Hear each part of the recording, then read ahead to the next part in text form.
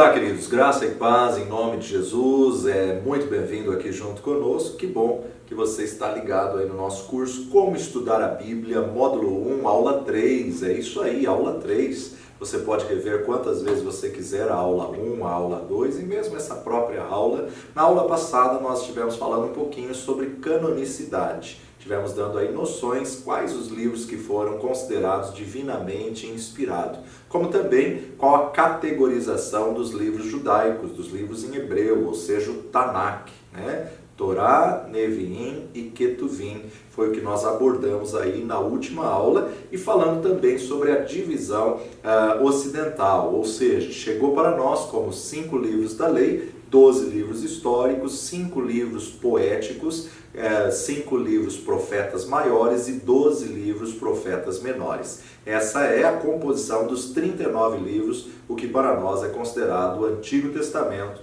ou a Antiga Aliança. Falamos também acerca da importância da tradução, a tradução do 72, hoje conhecida como a tradução da Septuaginta, ou a edição dos 70, e também a tradução do latim, a Vulgata. Isso foi o que nós demos aí como ideia no Antigo na última aula, falando acerca da importância das versões, das traduções, falando sobre algumas traduções brasileiras, sobre algumas edições brasileiras.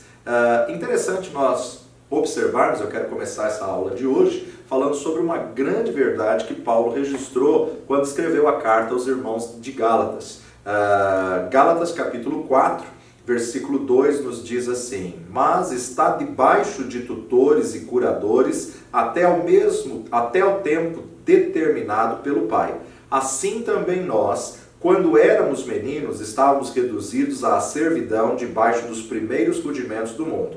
Mas vindo a plenitude dos tempos, Deus enviou seu Filho, nascido de mulher, nascido sob a lei, para remir os que estavam debaixo da lei, a fim de recebermos a adoção de filhos. Uma verdade que Paulo apresenta aqui através da carta aos Gálatas: vindo Jesus na plenitude dos tempos. Deus enviou seu Filho Jesus, nascido de mulher, na plenitude dos tempos. Paulo considerou a época em que Jesus nasceu a plenitude dos tempos, ou seja, a própria ramificação do Império Romano e como ele se alastrou através das construções das rodovias, através da abertura de estradas, através do próprio Império Romano. Isso favoreceu para que o Evangelho, para que as boas novas do Evangelho pudessem alcançar a todos os lugares. Você sabe que não só Paulo, como muitos apóstolos que foram presos, eles pregavam em cadeias, eles pregavam diante de tribunais, diante dos imperadores,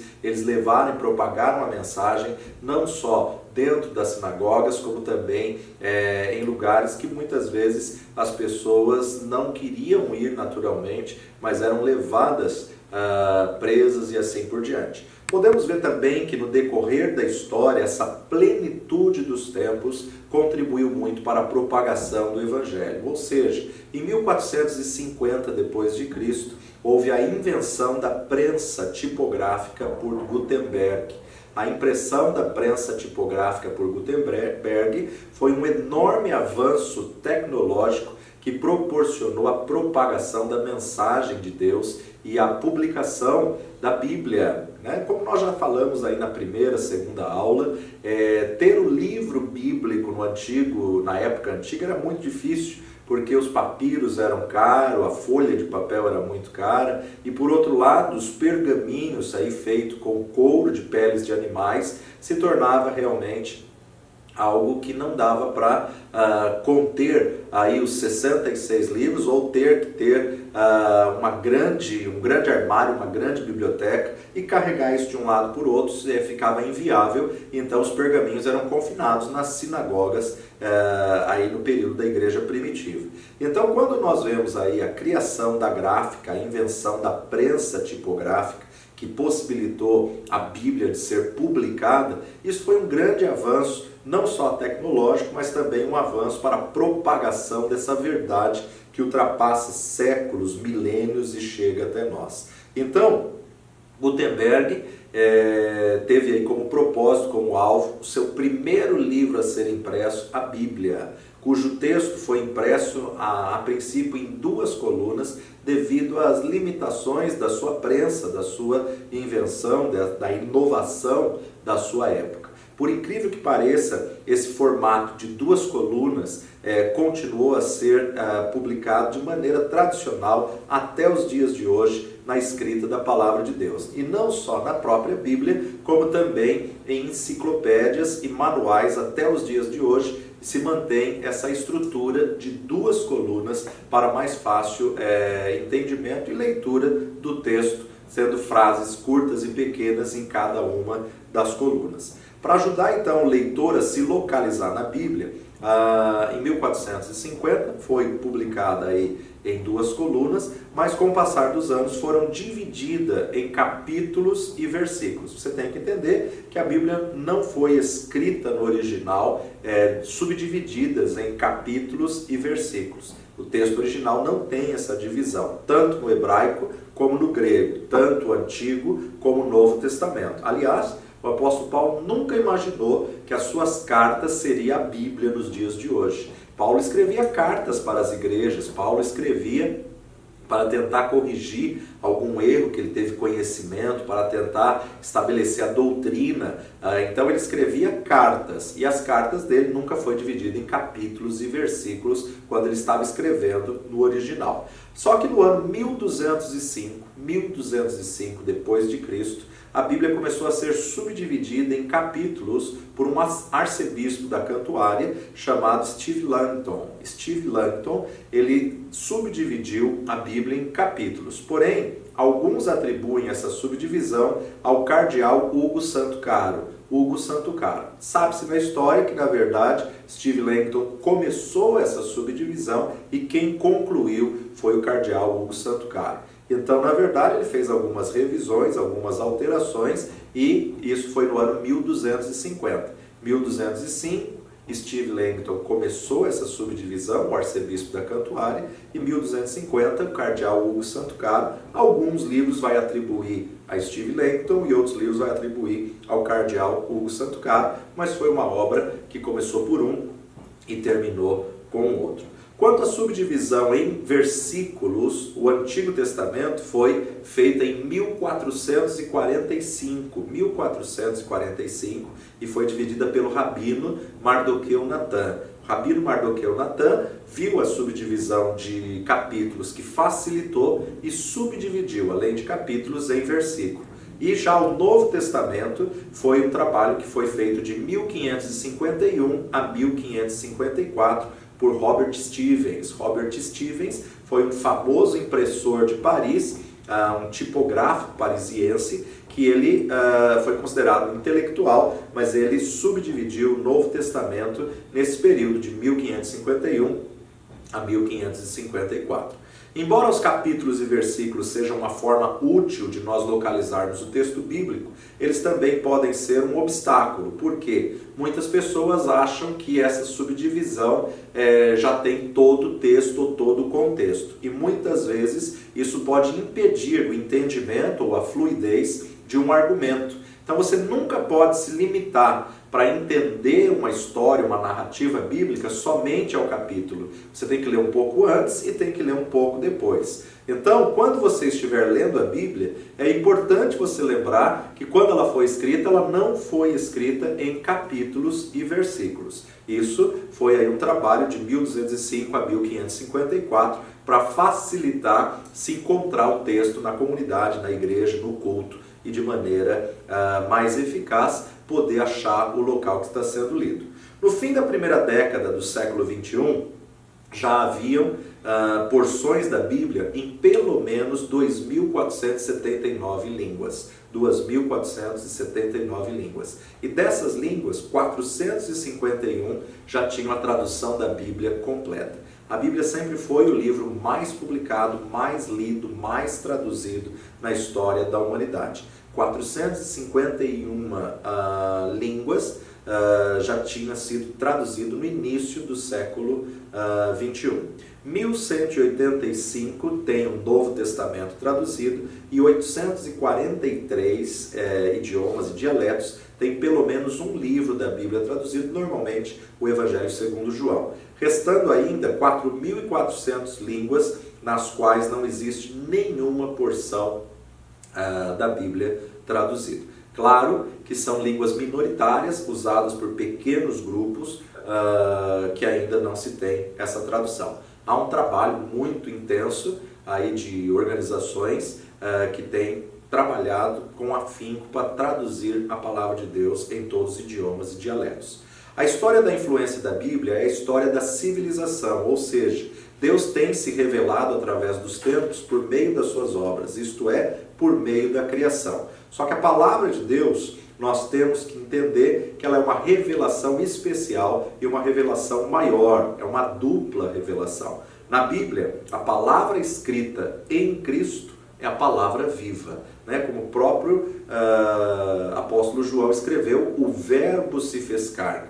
Então a palavra escrita se tornou viva e habitou entre nós. Infelizmente, por causa de despreparo, nós temos ouvido muitas aberrações gritantes como resultado do desconhecimento das regras elementares e pela falta de cuidados básicos em relação à leitura e à interpretação do texto bíblico. Restando, então, o uso de acheologias, entre aspas, né? O que eu chamo de aquilo que a pessoa acha que é a interpretação e não necessariamente uma interpretação no profundo. Deus, porém, Ele quer que nós estudemos a sua palavra e esse querer dele está claro nos seus próprios escritos, né? A abertura desse nosso curso, eu já li esse texto de Oséias, capítulo 4, versículo 6, mas eu gostaria de repetir ele para você. O meu povo foi destruído porque lhe faltou o conhecimento. Porque tu rejeitastes o conhecimento, também eu te rejeitarei para que não sejas sacerdote diante de mim. Visto que te esquecestes da lei do teu Deus, também eu me esquecerei de teus filhos. Essa é uma grande verdade que Deus nos diz profeticamente, aqui através do profeta Oséias, e Deus está trazendo uma consequência à geração, uma consequência geracional. Se você se esquecer da lei de Deus, Deus pode se esquecer da tua linhagem, Deus pode se esquecer dos teus filhos. Se você rejeitar o conhecimento, Deus pode rejeitar a você. Então nunca rejeite o conhecimento da verdade da palavra de Deus. Busca o conhecimento, busca cada dia essa verdade, meditar no livro desta lei para que você possa conhecer as verdades da palavra de Deus. O apóstolo Pedro, na sua primeira epístola, 1 Pedro capítulo 3, versículo 15, 1 Pedro 3, 15, nos diz: Antes, santificai a Cristo como Senhor em vosso coração, e estais sempre preparados para responder com mansidão e temor a qualquer que vos pedir a razão da esperança que há em vós. Estai sempre preparados para responder com mansidão e temor a qualquer que vos pedir a razão da esperança que há em vós. Você tem que se preparar, você tem que estar sempre preparado para poder responder com mansidão àqueles que querem saber o motivo e a razão da sua fé. Já lemos nesse nosso curso, e eu volto a repetir, o que Paulo deixou para Timóteo na sua segunda epístola, 2 Timóteo capítulo 2, versículo 15, procura apresentar-te a Deus aprovado, como obreiro que não tem de que se envergonhar, que maneja bem a palavra da verdade, mas evita falatórios profanos, porque produzirão maior impiedade. Não só o Novo Testamento nos desafia a estudar, a estarmos preparados, como também o Antigo Testamento. O profeta Isaías, no seu livro, no capítulo 34, vamos lá comigo, Isaías capítulo 34, versículo 16, buscai no livro do Senhor e lede, nenhuma dessas coisas falhará, nenhuma nem outra faltará, porque a sua própria boca o ordenou e o seu espírito mesmo as ajuntará. Buscai no livro do Senhor e lede, nenhuma dessas coisas falhará. Já o salmista, no capítulo 119, maior capítulo da Bíblia, não só de Salmos, como da Bíblia toda, nos diz um texto tão decorado, tão recitado e muitas vezes tão pouco vivido, né? Salmo 119, 105 nos diz: lâmpada para os meus pés é a tua palavra e luz para o meu caminho. Quando você medita na verdade da palavra de Deus, ela acende uma luz para guiar os seus passos como um caminho. Ainda no versículo 130, o salmista diz: a exposição das tuas palavras dá luz e dá entendimento aos simples. Então, através da exposição da palavra de Deus, nós temos o conhecimento. Por quê? Porque ela ilumina os nossos passos, ela ilumina a nossa vida. O sábio Salomão, em Provérbios capítulo 18, versículo 15, nos diz: o coração do sábio adquire o conhecimento, e o ouvido dos sábios busca a ciência. O ouvido dos sábios busca a ciência. Então, que você possa cada dia buscar meditar na verdade da palavra de Deus. A grande verdade é: ninguém ensina ninguém a pregar. Só que o conhecimento vai dar àquele que vai pregar a matéria-prima para que ele execute uma boa construção do seu sermão, uma boa construção daquilo que ele entendeu na verdade da palavra de Deus. Então, o curso bíblico, ele vai te dar argumentos, ele vai te dar conteúdo, ele vai te dar ferramentas para que você possa formar e estabelecer assim aquilo que você tem a transmitir da revelação da palavra de Deus. É a palavra de Deus que sustenta você no dia da provação, é a palavra de Deus que te sustenta no dia da angústia, no dia mau, no dia da adversidade, que todos nós passamos por esse dia, né? É ela que vai te dar forças para vencer no momento da tentação, e é através dela que você vai ter autoridade no nome de Jesus. O próprio Jesus te deu poder e autoridade. Então isso é através da palavra de Deus. Na cadeira da teologia, que se ocupa com o estudo da palavra, é também chamado de bibliologia. Biblio, que na verdade é as escrituras da palavra, logia, estudo de. Bibliologia, o estudo da palavra de Deus. Nós temos que entender que a Bíblia, ela é o nosso manual de regra, fé e prática. A Bíblia, ela é o manual da vida cristã. A Bíblia, ela é o nosso alimento, nutrindo e dando crescimento espiritual àquele que nele busca como Senhor. Então, a importância de você saber que Deus proporcionou a Bíblia para que você pudesse se alimentar como um alimento espiritual, assim também é a palavra de Deus. Assim como, naturalmente, você tem que se alimentar todos os dias, você tem que se alimentar espiritualmente da verdade da palavra de Deus todos os dias. Porque é assim que ela vai te sustentar e ela vai te fortalecer. A Bíblia, ela é o único livro que, quando ela está sendo lida, o autor está presente. É o único livro da história da humanidade que, quando ela está sendo lida, o autor sempre está junto contigo. E aonde você estiver, ele é onipresente, então ele, na verdade, vai estar junto contigo através da leitura da palavra de Deus. A Bíblia foi escrita por homens, mas divinamente inspirada por Deus. Em sua totalidade, ela foi igualmente inspirada por Deus. Em seu processo de escrita, os escritores não funcionaram como máquinas inconscientes. Na verdade, Deus inspirou os escritores. Houve uma cooperação vital e contínua entre eles, e o Espírito de Deus os capacitava a cada dia. E essa verdade, nós vemos que os próprios escritores registram à medida que eles vão descrevendo a sua carta ou o seu texto.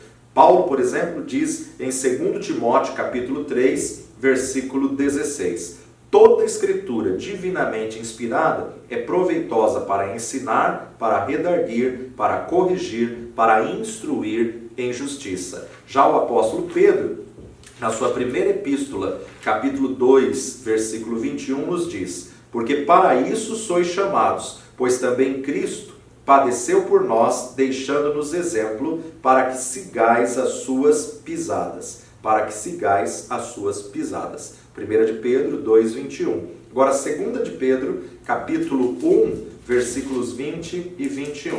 Segunda epístola de Pedro, capítulo 1, 20 e 21, nos diz: sabendo primeiramente isso, que nenhuma profecia da Escritura é de particular interpretação, porque a profecia nunca foi produzida por vontade de homem algum, mas os homens santos de Deus falaram inspirados pelo Espírito Santo. Que grande verdade, que palavra tremenda. Os homens santos de Deus falaram inspirados pelo Espírito Santo e o próprio Pedro atesta e testifica: nenhuma profecia foi produzida por vontade de homem algum. Jó, em seus questionamentos, também nos traz tremendas lições em todo o conteúdo do seu livro, e nós observamos no capítulo 32 de Jó, versículo 8, na verdade, há um espírito no homem e a inspiração do Todo-Poderoso os faz sábios. Há um espírito no homem e a inspiração do Todo-Poderoso é que vai instruir, que vai dar sabedoria e que vai fortalecer. Então entendemos que Deus é o autor da Bíblia, que na verdade inspirou homens que escreveram a verdade da palavra de Deus que chegou até nós. E o profeta Isaías, no capítulo 34, versículo 16, nos diz: buscai no livro do Senhor e lede, nenhuma dessas coisas falhará, nenhuma nem outra faltará, porque a sua própria boca o ordenou e o seu espírito mesmo as ajuntará. Jeremias, no capítulo 1, versículo 12, nos diz: e disse-me o Senhor, viste bem, porque eu velo sobre a minha palavra para a cumprir. Essa é a nossa garantia, que o próprio Deus, ele vela em cumprir a sua palavra. Nenhuma palavra que foi dita por Deus deixará sem cumprimento. A importância e garantia de sabermos que aquele que começou a boa obra, ele a completará na nossa vida. Deus atua então no escritor, no texto, por inspiração. Deus não ditou para que o escritor pudesse escrever como um ditado. O escritor, ele na verdade foi inspirado por Deus para escrever um original. E esse original foi traduzido em diversos idiomas, dialetos e chegou até nós. O leitor então lê a tradução e crê naquilo que Deus fala. Então Deus atua tanto sobre o leitor com a revelação, como com a interpretação e a unção. Por isso, somente Deus pode ser o autor da verdade da palavra de Deus. A inspiração divina não significa ditado, no sentido de que o escritor fosse passivo, sem que as suas faculdades mentais tornassem parte do processo do registro da mensagem. Embora sejam algumas porções das escrituras ditadas, como por exemplo os 10 mandamentos, né? Você sabe que as primeiras tábuas que Moisés desceu do monte, ele quebrou quando ele ficou indignado ao ver que o povo tinha feito um bezerro de ouro. Então a segunda, ele na verdade recebe como ditado e tem que talhar na pedra exatamente como Deus estava dizendo. Outra, que é um tremendo ditado eficaz às nossas vidas, é a oração conhecida como oração dominical, que Jesus ensinou aos seus discípulos, que é uma oração que na verdade foram as próprias palavras do Verbo que se fez carne, do Deus Filho. Então a própria inspiração, ela exclui o sentido da ação meramente mecânica. Os escritores da palavra de Deus, divinamente inspirados por Deus, não fizeram apenas uma cópia de um ditado. Não era uma ação mecânica que realmente os conduzia a escrever, mas o Espírito Santo de Deus os inspirou para escrever aquilo que estava no coração de Deus. Então a ação mecânica exclui qualquer sentido de inspiração. Não podemos ter a palavra de Deus como uma ação mecânica. Por exemplo, um homem de negócios, ele não inspira sua secretária ao ditar a carta que ela vai escrever. Deus não falou pelos seus homens como quem fala por um alto-falante. O que ocorreu foi que o seu divino Espírito usou as faculdades mentais humanas, produzindo dessa maneira uma mensagem perfeitamente divina, a qual, ao mesmo tempo, conservasse os traços da personalidade do autor humano.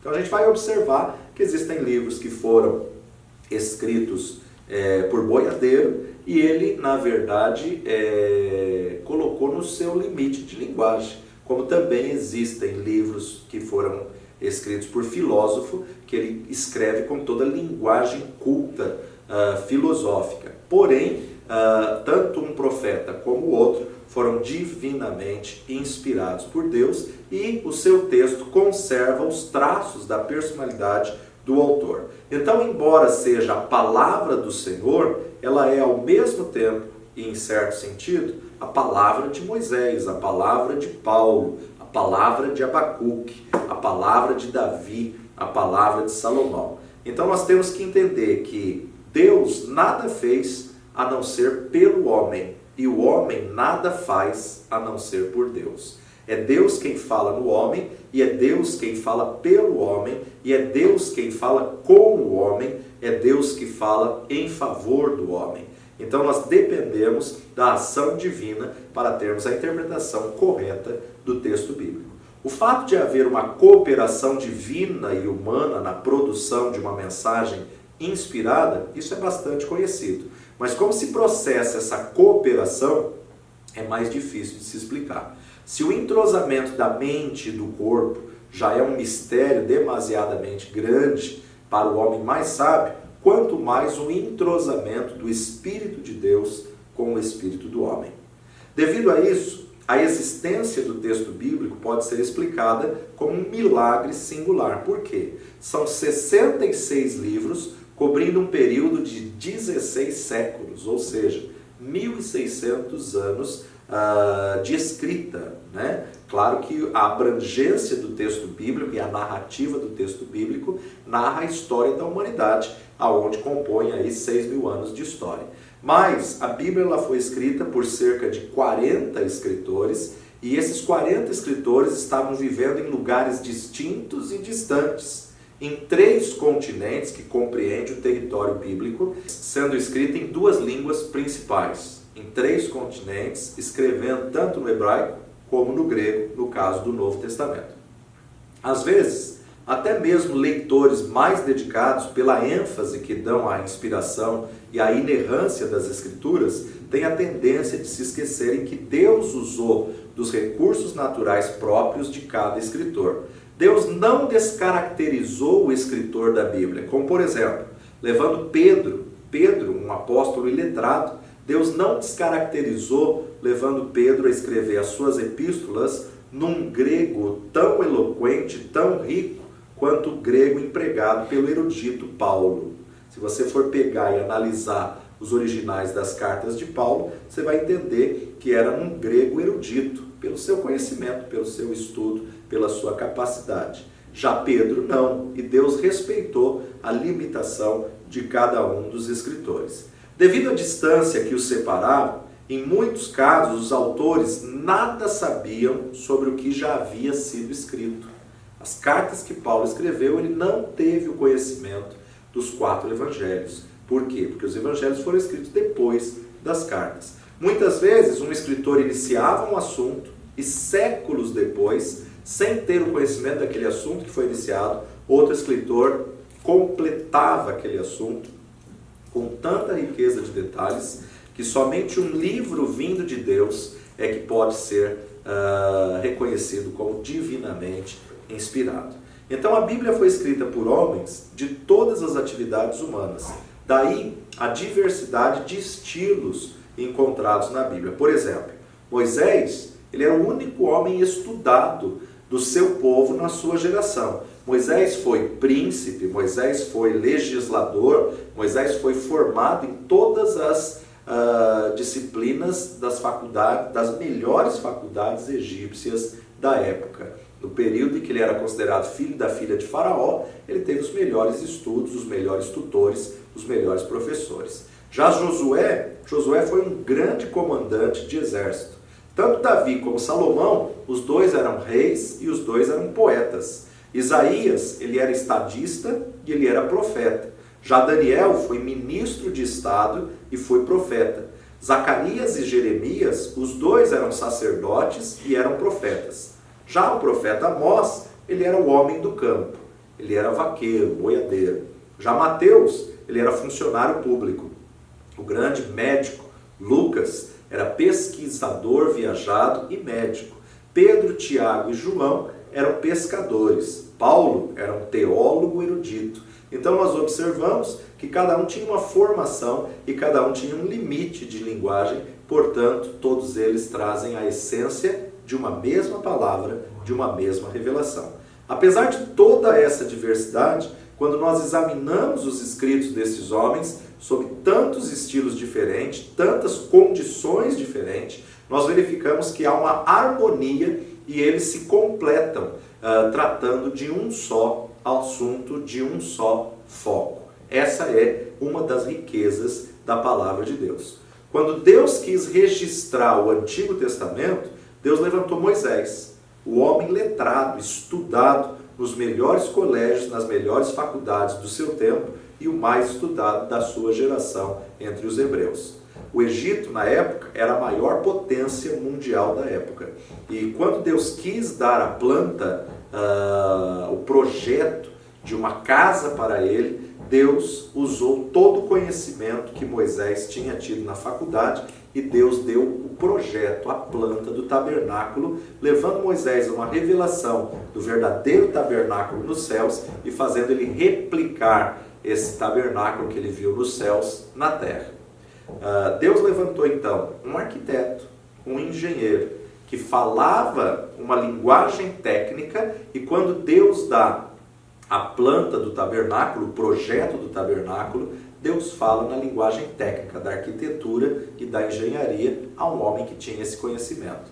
Alguém que, quando Deus quis revelar as leis, Deus falou exatamente como um homem sábio nas leis, como um advogado, um juiz da sua época, como era Moisés. Então, dentre o povo hebreu, Moisés era o que tinha os melhores estudos e o maior preparo, a maior condição de estudos da sua época. Por isso que ele escreveu o Pentateuco nas solitárias paragens do deserto, nos 40 anos em busca da terra prometida. Deus usou aqueles que foram forjados para revelar o seu propósito. Jeremias, por exemplo, nas trevas e sujidade de uma masmorra. Davi, por exemplo, nas verdes colinas dos campos ou horas no palácio. Abacuque, considerado o profeta mais culto dentre todos os profetas menores, cujo seu próprio nome significa o que abraça ou abraço ardente. Abacuque foi considerado filósofo, poeta e músico, e provavelmente levita e cantor do templo. Abacuque viveu nos dias de Josias, de Jeoacás, de Jeoaquim, reis de Judá, portanto também foi um contemporâneo de Jeremias.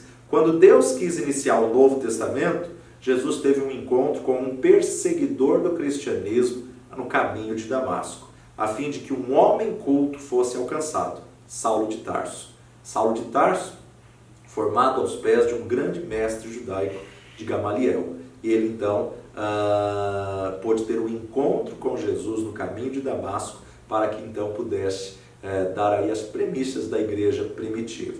Nesse encontro, Jesus alinha a visão de Saulo à visão do reino. Jesus alinha a visão de Saulo à visão dele e chama ele para uma grande comissão e contagia esse homem de tal forma que ele vai ser treinado, ele vai ser preparado para viagens missionárias e para a expansão, como ele próprio escreveu aos Gálatas, na plenitude dos tempos, durante as quais ele começa então, dentro da viagem, escrever carta para instruir as igrejas. Algumas que ele tinha inaugurado, outras que ele nem conhecia, mas que ele ficou sabendo dos problemas que estava tendo dentro da estrutura da igreja. Então Paulo escreveu muitas das suas cartas no meio da viagem, no meio de uma cidade para outra, e outras ele escreveu nas prisões, né? Hoje a gente conhece aí, tem até livros sobre isso, epístolas de Paulo nas prisões.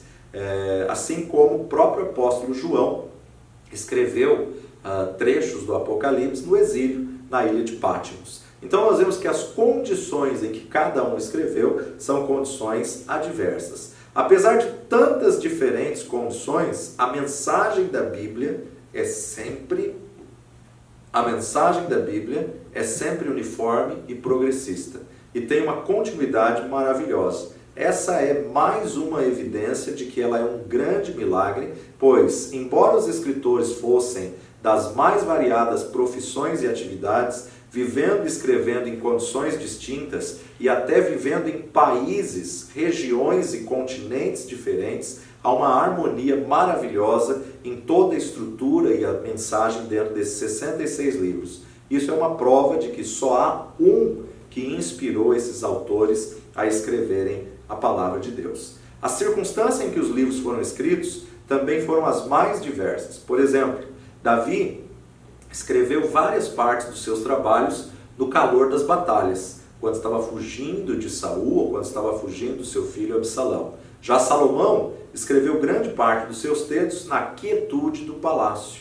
Há profetas que escreveram seus livros em profunda tristeza, ao passo que Josué escreveu seu livro durante a alegria das grandes conquistas e vitórias. Então, apesar da pluralidade de condições, a Bíblia apresenta um só sistema de doutrinas, uma só mensagem de amor e um só meio de salvação. O foco central da palavra de Deus é Jesus Cristo. Em todo o Antigo Testamento, uma profecia, ele virá. Nos 4 evangelhos, ele veio. Nas cartas, ele voltará. Então, o foco central da palavra de Deus é o próprio Senhor Jesus Cristo. Quando nós observamos alguns escritores, nós podemos analisar quais são os seus ofícios, a sua profissão e quais condições que eles escreveram. Então, acompanhe comigo no quadro a seguir, esse quadro de escritores, ofícios e condições. Moisés foi príncipe, legislador, e as condições que ele escreveu a maior parte dos seus textos, nas paragens do deserto. Josué, grande comandante do exército, e as condições durante as alegrias das conquistas e vitórias. Davi, o grande rei e poeta, no calor das batalhas. Salomão, grande rei e poeta, mas também zoólogo e formado em botânica. Sabemos que Salomão foi formado em zoologia e botânica. Por isso que grande parte dos seus estudos ele abordava características de insetos, de borboleta, de formiga, de animais, ou também das plantas, do cedro do Líbano e tantas outras plantas. E as condições que ele escreveu, grande parte deles no palácio. Já Isaías, estadista e profeta, não sabemos em qual condição ele escreveu. Já o profeta Daniel, ministro de Estado e profeta, escreveu na Babilônia. O profeta Amós, homem do campo, vaqueiro, provavelmente escreveu na fazenda. O profeta Abacuque, filósofo, profeta, poeta e músico, escreveu no palácio. Mateus, funcionário público. Lucas, médico e biógrafo, escreveu durante as viagens. Paulo, teólogo erudito, fazedor de tendas, ora na cadeia e ora nas viagens. Então essas são as condições de alguns escritores da palavra de Deus. Assim, há alguns aspectos a considerar sobre o texto inspirado da Bíblia.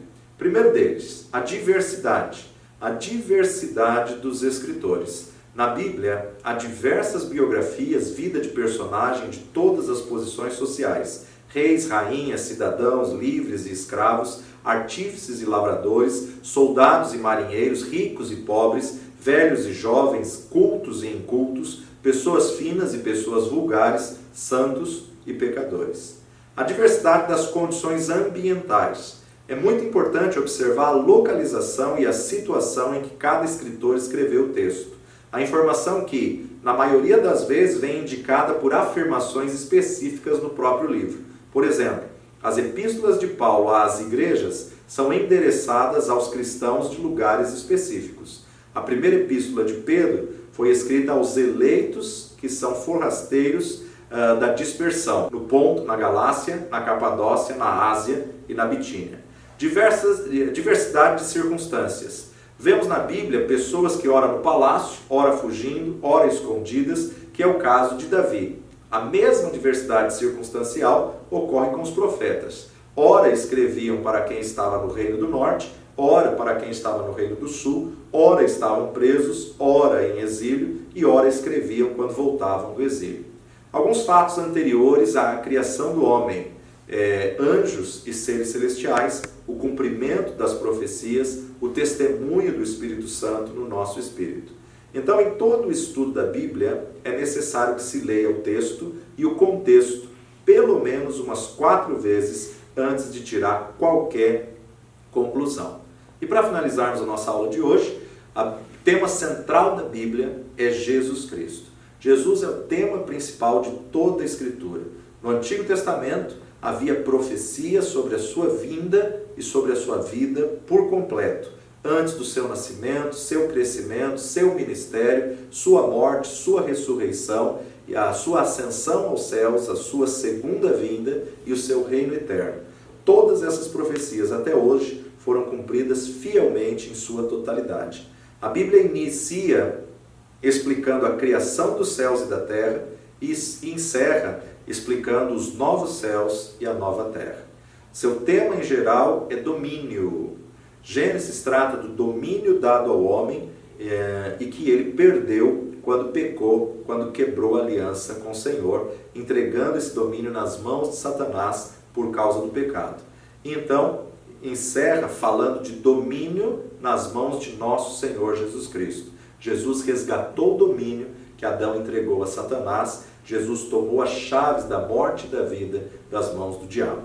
Deus se revela gradativamente e progressivamente durante o contexto bíblico. O auge da sua revelação está em Jesus Cristo, assim como o próprio escritor de Hebreus nos registra na abertura do seu livro.